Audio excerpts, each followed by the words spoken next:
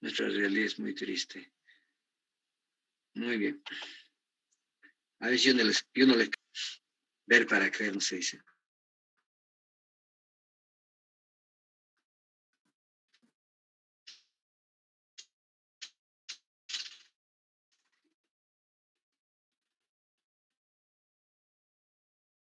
Voy a hablar sobre lo que es traumatismo encefalocraniano o lo que llamamos nosotros el ACV, ¿ya?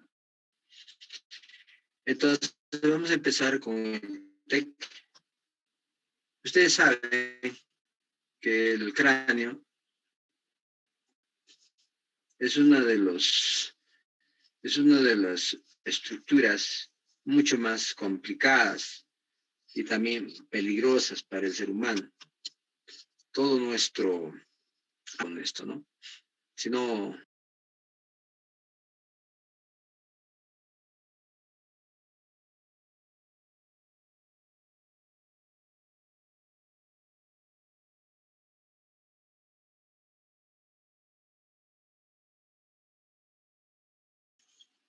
Sí se escucha, doctor. que el traumatismo mucho depende del tipo y la extensión de la lesión, de muchos factores, cabeza fija, movimiento, si es un trauma cerrado o es un trauma penetrante, obviamente de la naturaleza de la fuerza estática o dinámica, depende también mucho. ¿Dónde estamos? Aquí estamos.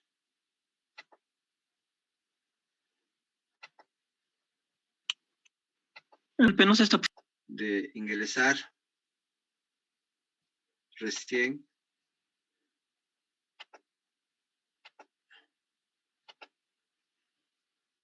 Ya. Ok. Ahí está bien, ¿no? ¿Se ve? ¿Se ve la pantalla? Aún no, doctor, creo. Aún no, doctor, está en espera. Sí, congelado.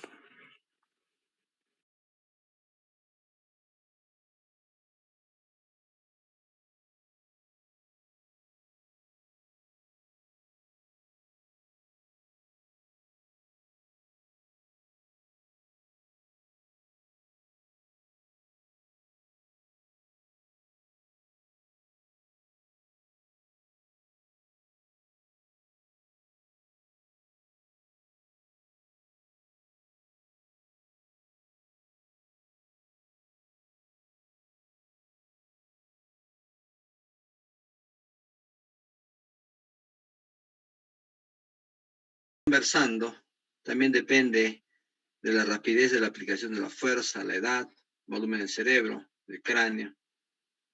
Hoy en día los automóviles vienen pues diseñados para América, más que toda América del Sur, sin precauciones, ¿no? Por ejemplo, esos carritos pequeños que vienen en Europa no pasan, o sea, no los compran, ¿no? Porque sus normas son más rígidas. Entonces todos los traen para acá. Y nosotros pues compramos. Y cuando hay accidentes fatales. Entonces, todo depende desde ese punto, ¿no?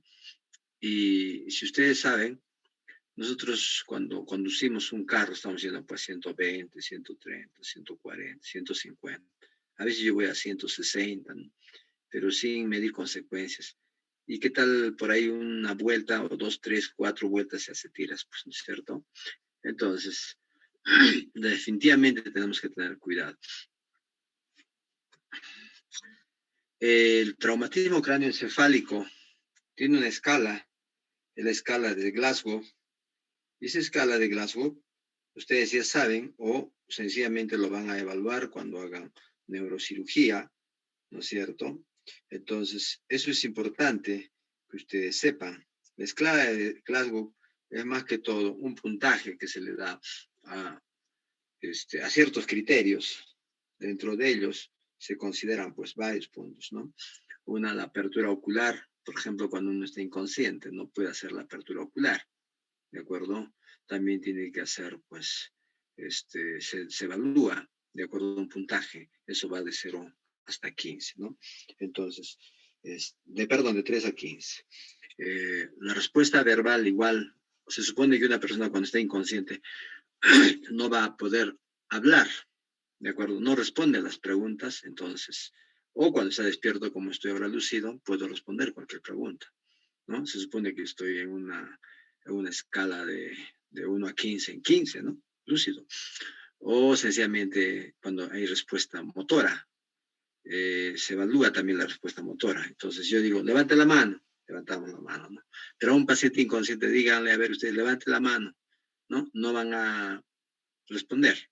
O sencillamente si nosotros le pellizcamos o hacemos algo, ¿no? Si retira el dolor, por ejemplo, también tiene su puntaje. Entonces, todos esos puntos, la apertura ocular, respuesta verbal y respuesta motora, de 3 a 15 puntos, ¿de acuerdo? Se evalúa en los pacientes. Cuando ese puntaje llega de 13 a 15, estamos hablando de un TEC leve. Si eso llega de 9 a 12, estamos hablando de un TEC moderado, que quiere decir un poco grave, ¿no? Donde ya hay alteración de conciencia con déficit neurológico. Y cuando ese puntaje llega o no llega o no pasa de 8, ¿de acuerdo? Estamos pues en un estado de coma. Déficit motores, reflejos anormales, o sea, algo realmente mal, pues, ¿no? Entonces, esa escala nos ayuda a nosotros a evaluar. Hay neurocirujanos que no operan cuando tiene Glasgow menos de 8, porque de hecho que es, pues, lo más probable es que se muera, ¿no? Entonces, y hay otros que cuando llegan, por ejemplo, de 9 para arriba, recién operan, ¿no? Pues, dependiendo también del neurocirujano. Hay lesiones focales y difusas. Dentro de las focales está la contusión, laceración, fracturas y hematomas. Dentro de las difusas, se supone que cuando es difusa, afecta varios segmentos. La lesión axonal difusa, tumefacción y edema cerebral. ¿Cuándo se indica rayos X en un TEC? Cuando hay diagnóstico de cuerpo extraño, de repente vidrio o algo incrustado, ¿verdad? Fracturas de la cara y de la base, diagnóstico de fracturas en el niño. Y un niño maltratado, por ejemplo, también se le pide a rayos X. ¿En qué casos se les va a indicar tomografía? Cuando el paciente, por ejemplo, la escala de Glasgow, la puntuación es menos de 11. Cuando hay un deterioro neurológico progresivo, cuando primero tiene una puntuación alta en la escala de Glasgow, pero con signos focales u otros indicios de lesión, ¿no?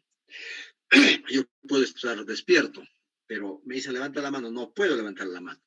Entonces, y eso es un signo focal, no estoy focalizando. Entonces, en ese caso sí se indica tomografía. Esta es una fractura lineal, como ven ustedes, que se reconstruye por una tomografía perfectamente. ¿En qué casos nos ayuda? ¿En qué situaciones nos ayuda la resonancia magnética? La primera semana o en controles posteriores para evaluar el daño parenquimal, permite la detección de colecciones de hemorragias de tamaño pequeño, pequeñísimas, ¿no es cierto?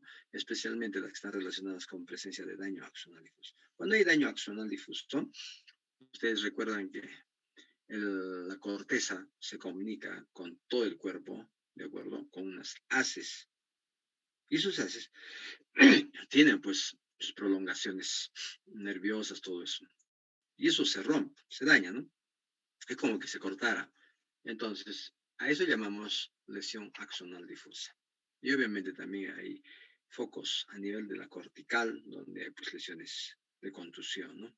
Y secuelas tardías, por ejemplo, encefalomalacia post-contusión, hidrocefalia, etcétera, que se puede evaluar por resonancia.